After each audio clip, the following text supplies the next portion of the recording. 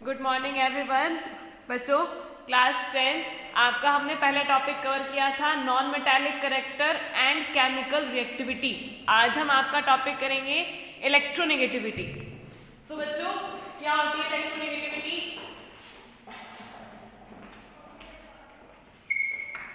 It is the tendency of an element to attract the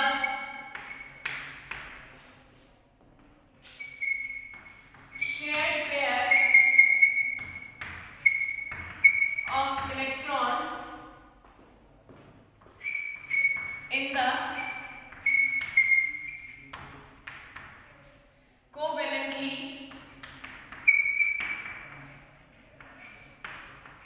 bonded molecules. क्या होती है बच्चों इलेक्ट्रोनेगेटिविटी? किसी भी एलिमेंट की जो टेंडेंसी होती है जिससे वो शेयर पेयर ऑफ इलेक्ट्रॉन्स जो है उसे अपनी तरफ अट्रैक्ट कर सके, इसे क्या कहते हैं? इलेक्ट्रोनेगेटिविटी कहते हैं। सपोज कीजिए आपके पास एक कंपाउंड है HCl, ठीक है, हाइड्रोक्लोरिक एसिड।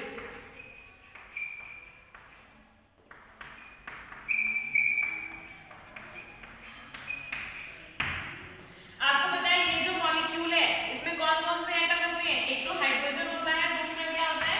क्लोरीन होता है। देखो बच्चों, क्लोरीन जो होता है इसकी टेंडेंसी होती है, क्लोरीन जो आपका बॉन्ड होता है, आपको पता है एक बॉन्ड में 2 इलेक्ट्रॉन्स होते हैं और क्लोरीन क्या करता है, इस बॉन्ड के जो दोनों इलेक्ट्रॉन्स होते हैं उनको अपनी तरफ अट्रैक्ट कर लेता है। ठीक है, क्यों करता है ऐसा? आपको मैंने बताया था बच्चों, जब किसी भी एटम पे न्यूक्लियर चार्ज क्या होता है, बहुत ज्यादा होता है, तो आप इसमें जितने भी इलेक्ट्रॉन्स को ऐड करते हैं तो न्यूक्लियस उन इलेक्ट्रॉन्स को अपनी तरफ काफी टाइटली हेल्ड करके रखता है, जिसकी वजह से क्या होता है, फोर्स ऑफ अट्रैक्शन ज्यादा होने की वजह से कि आउटर मोस्ट शेल के जो इलेक्ट्रॉन्स होते हैं वो न्यूक्लियस की तरफ क्या कर रहते हैं, अट्रैक्टेड रहते हैं, और उनको निकालने के लिए फिर क्या करना पड़ता है, ज्यादा एनर्जी प्रोवाइड करानी पड़ती है। तो जितने भी एटम्स होते हैं जिसका न्यूक्लियर चार्ज क्या होता है, बहुत ज्यादा होता है, वो शेयर्ड पेयर ऑफ इलेक्ट्रॉन्स को अपनी तरफ बहुत ज्यादा काफी टाइटली क्या करके रखते हैं, हेल्ड करके रखते हैं, अपनी तरफ अट्रैक्ट कर लेते हैं, जिसकी वजह से क्या होता है, जिसकी तरफ इलेक्ट्रॉन्स अट्रैक्ट होते हैं उस पर क्या आता है, नेगेटिव चार्ज।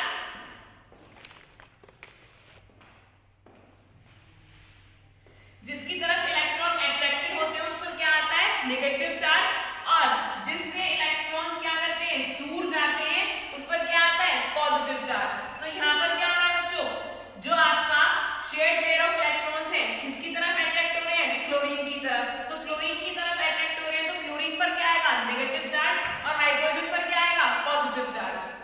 तो H positive and Cl negative. So elements की बच्चों जो टेंडेंसी होती है शेयर्ड पेयर ऑफ इलेक्ट्रॉन्स को अपनी तरफ अट्रैक्ट करने की, उसे हम क्या कहते हैं, इलेक्ट्रोनेगेटिविटी कहते हैं। जितनी ज्यादा टेंडेंसी होती है किसी भी एटम की शेयर्ड पेयर ऑफ इलेक्ट्रॉन को अपनी तरफ अट्रैक्ट करके रखने की, उसकी इलेक्ट्रोनेगेटिविटी उतनी ही क्या होती है बच्चों, ज्यादा होती है। क्या होती है, ज्यादा होती है। सपोज कीजिए जब आप इस पीरियोडिक टेबल पे लेफ्ट टू राइट मूव करते हैं, किसी भी पीरियोडिक, आप किसी पीरियोडिक टेबल के किसी भी पीरियड में जब आप लेफ्ट टू राइट मूव करेंगे तो क्या होगा, एलिमेंट्स की जो टेंडेंसी होती है इलेक्ट्रॉन्स को अपनी तरफ अट्रैक्ट करके रखने की, वो क्या होती है, ज्यादा। क्योंकि आपको पता है जब आप पीरियोडिक टेबल में लेफ्ट टू राइट मूव करोगे एटम्स का साइज क्या होता है, डिक्रीज। सो एटम्स का साइज डिक्रीज होने की वजह से न्यूक्लियर चार्ज क्या होता है, इंक्रीज। क्योंकि आपको पता है पीरियड में क्या होता है कि जब आप लेफ्ट टू राइट मूव करोगे सिर्फ और सिर्फ नंबर ऑफ शेल्स क्या रहेंगे, सेम, न्यूक्लियर चार्ज क्या होगा, बढ़ेगा। आपको पता है नंबर ऑफ शेल्स क्या रहते हैं, same, number of shells remains same.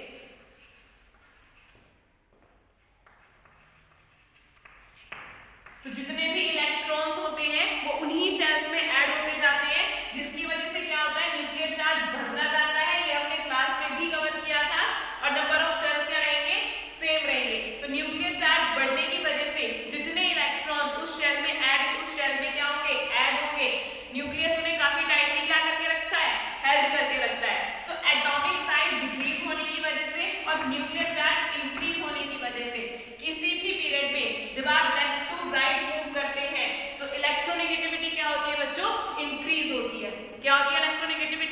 Increase होती है। सो आप एग्जांपल ले सकते हैं, सपोज कीजिए हम second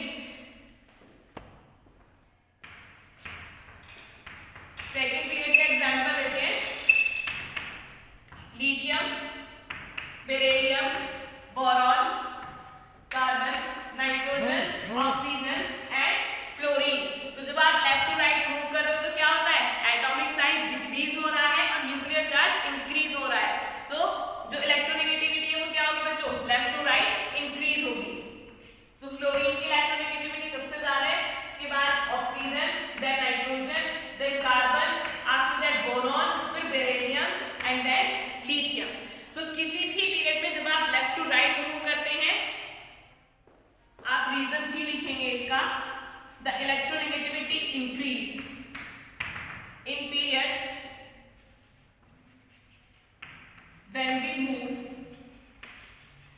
left to right in a period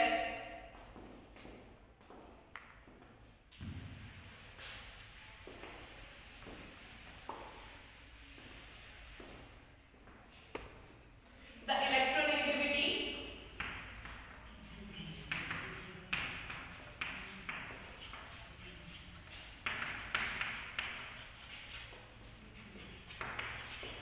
of atoms increases due to the increase in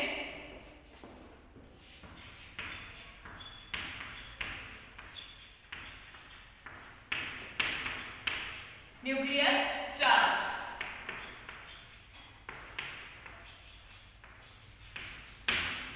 ठीक है, अब आते हैं बच्चों ग्रुप में। आपको पता है जब आप किसी भी ग्रुप में टॉप टू बॉटम मूव करते हैं तो एटम्स का साइज क्या होता है, बढ़ता चला जाता है। ठीक है, इंक्रीज होता जाता है। किस वजह से, क्योंकि नंबर ऑफ शेल्स क्या होते हैं, वो भी इंक्रीज होते चले जाते हैं, जिसकी वजह से क्या होता है कि न्यूक्लियस का जो अट्रैक्शन होता है, आपको पता है आउटर मोस्ट शेल के इलेक्ट्रॉन की तरफ क्या हो जाता है, कम।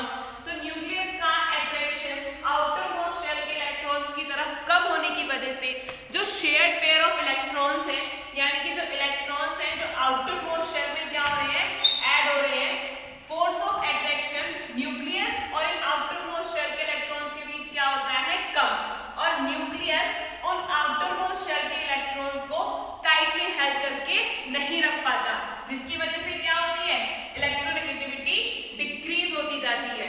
ठीक है, और इलेक्ट्रोपॉजिटिविटी वो इंक्रीज होती चली जाती है, क्योंकि एटम्स की टेंडेंसी इलेक्ट्रॉन्स को डोनेट करने की वो बढ़ जाती है। आप खुद ही देखो, जब न्यूक्लियस आउटर मोस्ट शेल के इलेक्ट्रॉन्स को काफी टाइटली हेल्ड करके नहीं रख पा रहा है तो इलेक्ट्रॉन्स को निकालना, उनको आउटर मोस्ट शेल से रिलीज करना क्या हो जाता है, काफी इजीली ईज हो जाती है इलेक्ट्रॉन्स को आउटर मोस्ट शेल से रिमूव करने में। सो नेक्स्ट आता है इन ग्रुप्स। सो ग्रुप में क्या होता है बच्चों, ग्रुप में जब आप टॉप टू बॉटम मूव कर रहे हैं, टॉप टू बॉटम मूव करने पर क्या होता है, इलेक्ट्रोनेगेटिविटी डिक्रीज हो रही है due to the increase in atomic size. So in a group the electronegativity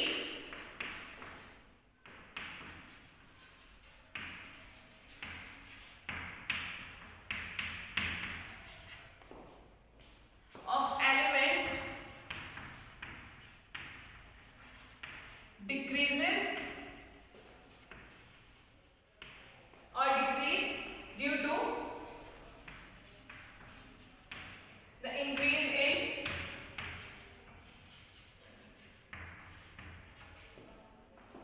atomic size।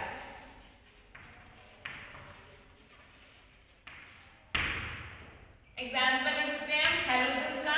In halogens F fluorine, Cl fluorine, Br bromine and iodine. F Cl Br I। आपको पता है जब आप top to bottom move करोगे, fluorine, chlorine, bromine, iodine, atoms का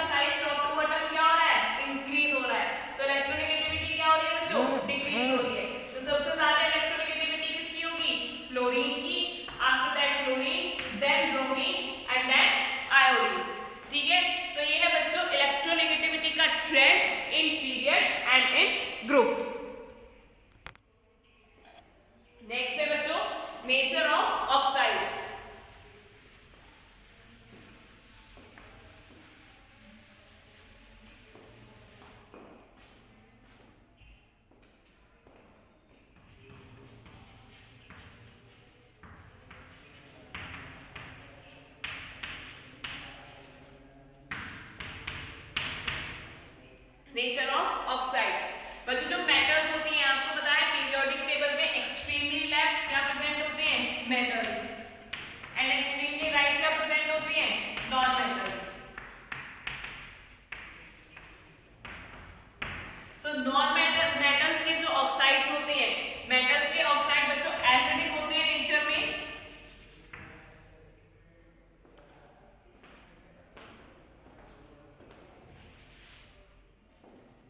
metals के जो oxides होते हैं वो बेसिक होते हैं नेचर में, क्योंकि आपको पता है टेंडेंसी कैसी होती है मेटल्स की, इलेक्ट्रॉन्स को डोनेट करने की होती है, जिसकी वजह से क्या होता है बच्चों, ये एक्वस सॉल्यूशन में क्या करते हैं, एक्वस सॉल्यूशन में सबसे ज्यादा OH नेगेटिव आयन रिलीज करते हैं, जिसकी वजह से मेटल्स के जो ऑक्साइड्स होते हैं कैसे होते हैं नेचर में, बेसिक नेचर के होते हैं। आप किसी भी मेटल ऑक्साइड, सपोज करो आपने सोडियम ऑक्साइड लिया है Na2O, जब आप इसको वाटर में डिसॉल्व करोगे तो किसका फॉर्मेशन होगा, NaOH का, और ये कौन सा आयन रिलीज करेगा बच्चों, Na positive plus OH negative. कौन सा आयन रिलीज करता है ये, OH नेगेटिव आयन रिलीज करता है, और आपको पता है OH नेगेटिव आयन कैसा होता है नेचर में, बेसिक। सो जो कंपाउंड्स एक्वस सॉल्यूशन में OH नेगेटिव आयन रिलीज करते हैं वो नेचर में कैसे होते हैं, बेसिक। सो जो मेटल्स के ऑक्साइड्स होते हैं बच्चों, metal oxides are basic in nature. Next है नॉन मेटल्स। नॉन मेटल्स के जो ऑक्साइड्स होते हैं वो कैसे होते हैं, नॉन मेटल्स के ऑक्साइड्स होते हैं acidic. Non metals oxides are acidic in nature, क्योंकि आपको पता है बच्चों नॉन मेटल्स की टेंडेंसी क्या होती है, नॉन मेटल्स की टेंडेंसी इलेक्ट्रॉन्स को गेन करने की होती है। इनका जब आप एक्वस सॉल्यूशन बनाते हैं तो एक्वस सॉल्यूशन में वो कौन सा आयन रिलीज करते हैं, H पॉजिटिव, और आप सबको पता है कि जो compounds H positive ion release करते हैं वो कैसे होते हैं नेचर में, एसिडिक, या फिर आप कह सकते हैं एसिड की प्रॉपर्टी ही होती है एक्वस सॉल्यूशन में H पॉजिटिव आयन रिलीज करने की। So non metals oxides are acidic in nature. Example such as Cl2O7 and P2O5 and SO2 sulphur dioxide etcetera. ठीक है, सो नेचर कैसा होता है ऑक्साइड्स का बच्चों, मेटल्स के जो ऑक्साइड्स होते हैं वो बेसिक होते हैं नेचर में, और नॉन मेटल्स के जो ऑक्साइड्स होते हैं वो एसिडिक होते हैं नेचर में। ठीक है, एग्जांपल अभी हम करेंगे इसके मेटालिक ऑक्साइड्स के एंड नॉन मेटालिक ऑक्साइड्स के। सो इसको नोट डाउन करो बच्चों आप। First point,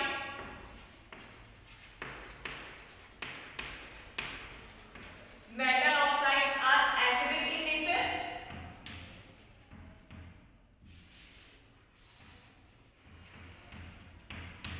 basic in nature. Examples are Na2O, K2O, NGO और Al2O3 etc. And second point is non-metal oxides are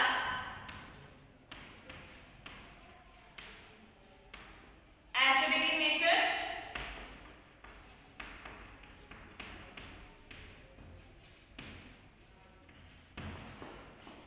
examples are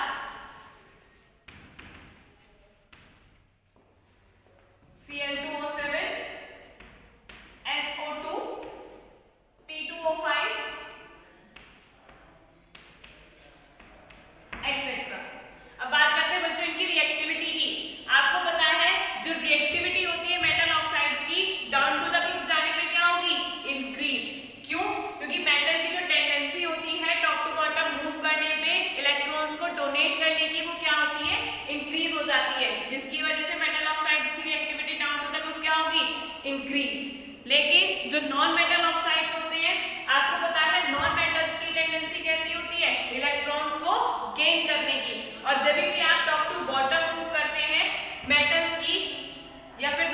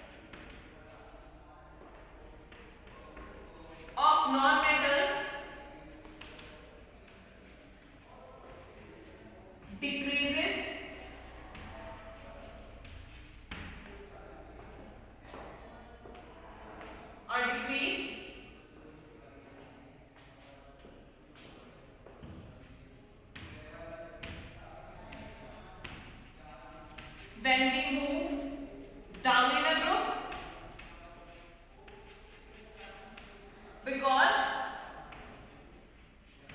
the less tendency